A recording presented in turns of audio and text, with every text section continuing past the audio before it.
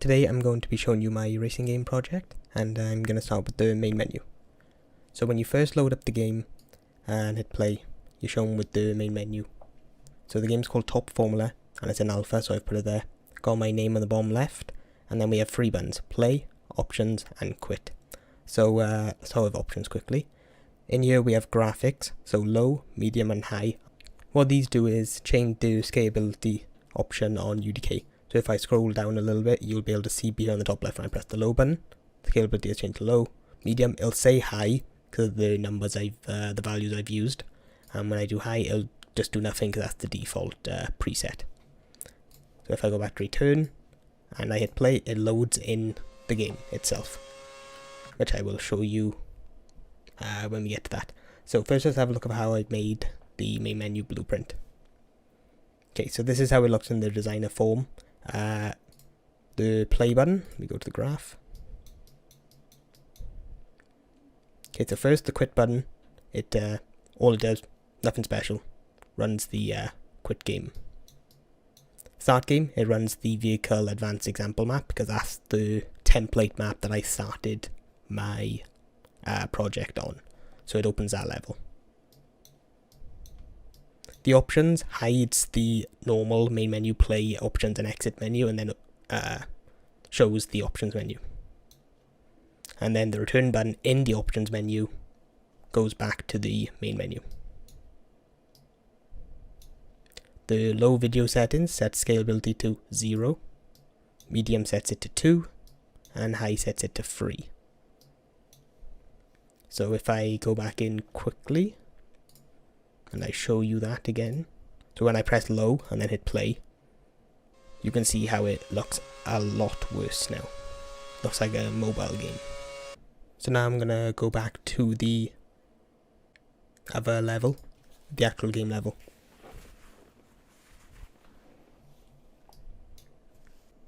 Okay, so here's my car. I made it in Blender. This is it in Blender.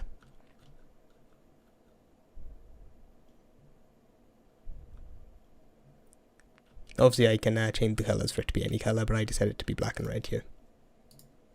So this is without any materials put on. You can see the little elements in the front wing, the little pieces on the floor, the little cockpit with the steering wheel,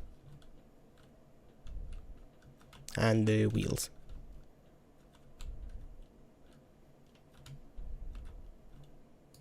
I also attached armature to the body and the four wheels, so I could use them in UDK. But the wheels didn't work properly, so I had to use a different set of wheels, unfortunately. Okay, let me show you the blueprint for the car.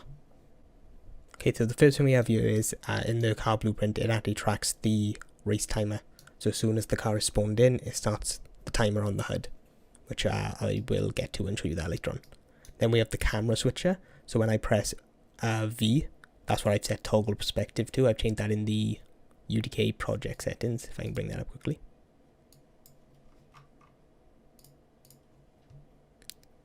So here I have a lot of options that I've set myself. I did originally set it to tab, but I changed the name of it to toggle perspective instead of switch camera. I haven't got rid of that one. So I set it to V. Now I also have other ones like reverse gear. We'll get to these ones. So you can see here, when V is pressed, it goes into a flip-flop, which goes between camera 1 and camera 2. So when you first press it, it sets camera 1 to active, and then when you press it again, it unactivates that one and sets camera 2 to active.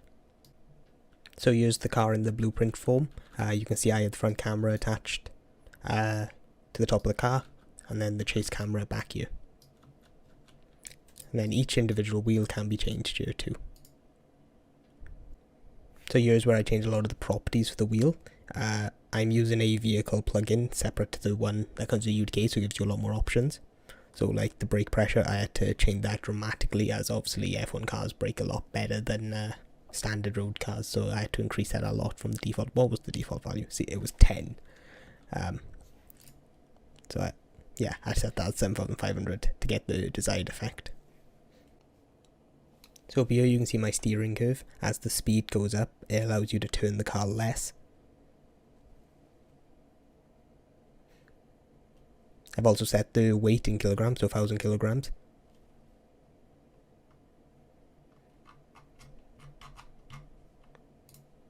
And the vehicle transmission is where you can set the number of gears and the gear ratios.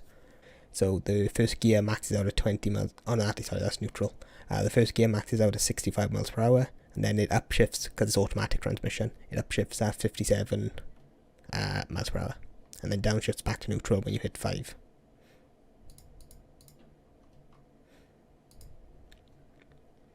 Then it's keep going on, 87 for the next one, 109, 132, 153, 176, 196, and finally 205 is the max speed that the car can hit.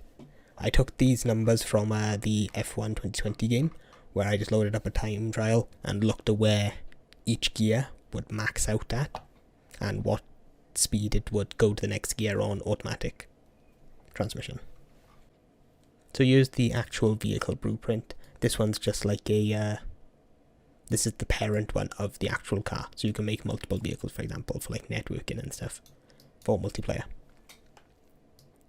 So here you can see the vehicle shifter, the brake, the steering and throttle, and the reverse and drive forward gears, which I showed earlier in the project settings what I have each of these mapped to. And as you start the game, it will set it to drive from neutral straight away for you. Now I'm going to show you my HUD. So this is the in-game HUD. On the bottom left you would see your speed, what gear you are currently in. These two text blocks are the current lap time and the total lap race time. Sorry, this one. Sorry, I was on the wrong one. The next one shows what lap you're on, so when you go across the finish line it'll go up by 1. And then my controls. So W and S are set to accelerate and brake, A and D are turned to turn left and right, V changes camera, R goes into reverse, G goes back to first gear, and F flips the vehicle over if you flipped it.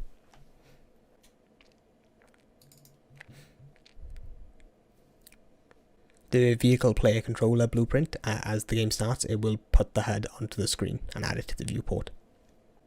So before I show you that actual gameplay, I'm going to go around the track and show you how I made it. Okay, so here's the finish line. I made this graphic in Photoshop, pretty easy to make, just black and white squares overlapping. Then next to it we have checkpoints. So the first checkpoint is on the finish line, and let me show you the blueprint for this quickly. Okay, so what this does is, when a car, or an object should I say, begins to overlap with the box, it casts to the F1 car and checks what checkpoint it's on. And if it's on 0, then it add 1 and add 1 to the lap time. Add 1 to the current lap, sorry.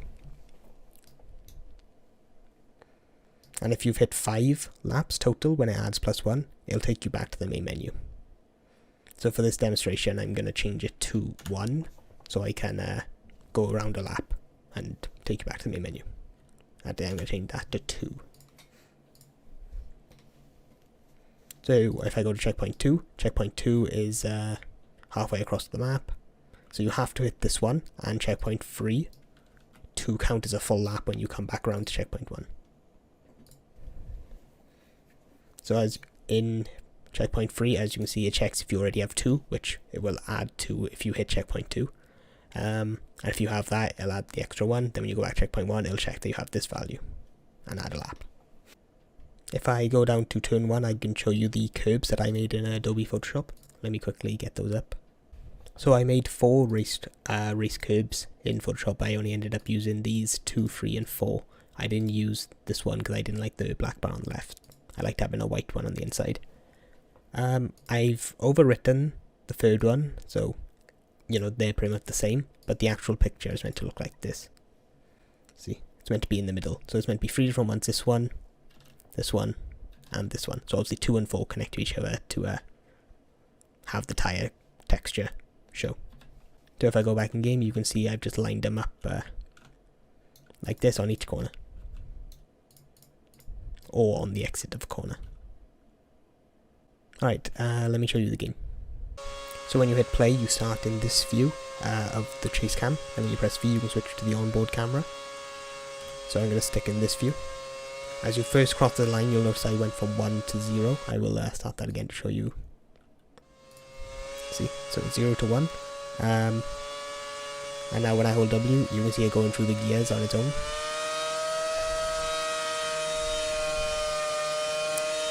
So coming up to turn 1, I need to brake. You can see the braking power that I set earlier on, and how quick it goes from 200 miles an hour down to about 80.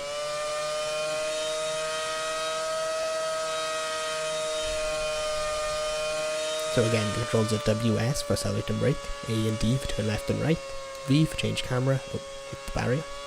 Good thing damage isn't on. Oh, I don't have a damage model, should I say. If I fully stop myself, press R, you can see I've now gone into the reverse. Now W will reverse me. And then when I change back to first gear, I'll go again. So if I end up flipping my car, which I might not be able to do, let's try. You can also see that in this area my FPS goes down a lot. I imagine this will be fixed if I actually build the level properly. But see, when you face everything in the level, you get a big FPS decrease. But anyway, let me press F and you see it will spawn the car up in the end and then bring it back down. So if I was on my head, which I have been quite a few times while making this, I can go normal. See if I can try and flip. There we go. Oh, I went over the barrier. So coming down to the middle of the track, which is a fast left-hand, right-hand section, you don't really need to brake much to go into it. Well, not if you cut the corner like I did then. I have done that better on the other attempts.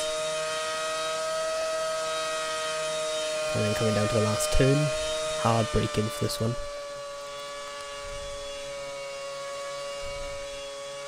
I think I got on the power a little bit too early and had to lift out of it and cross the line. So you see when I set it to 2, now I'm back to the main menu. Normally that would be set to 5 and you would keep going for another lap. But now let's try the low option. So see, that still works.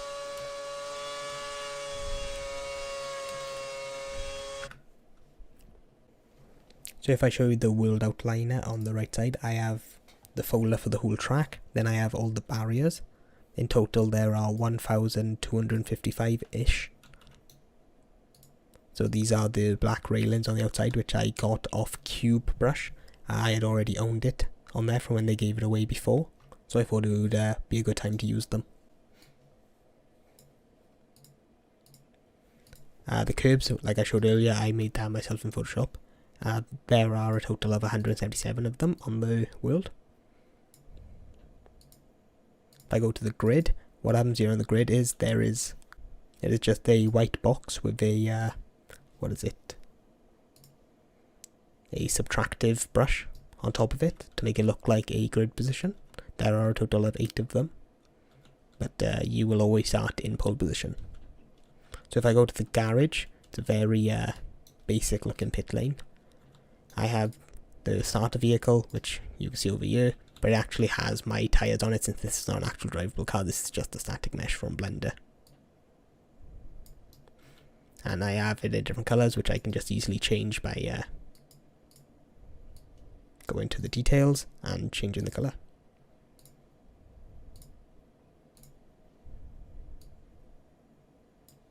So I have a lot of these, black and blue one here. I also changed the tyres on some of these, so you could see some of these have red marked tyres, which in F1 is the soft tyres, hard tyres beyond the white ones, and the yellow ones are the medium tyre in Formula 1. So I have a full red one, have a white and navy, I think this is. Yeah, white and navy, red and white. I have a green and pink, blue and yellow. That's more like navy and yellow. Another black. We're going to the same ones now. I've just repeated to fill up most of the garages.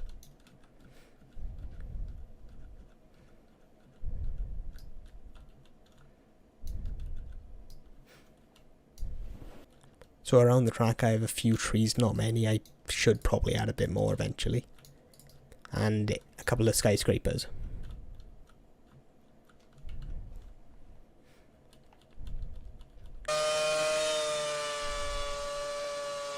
So this has been a walkthrough video of my Creative Industries practical project. I hope you guys have enjoyed watching it.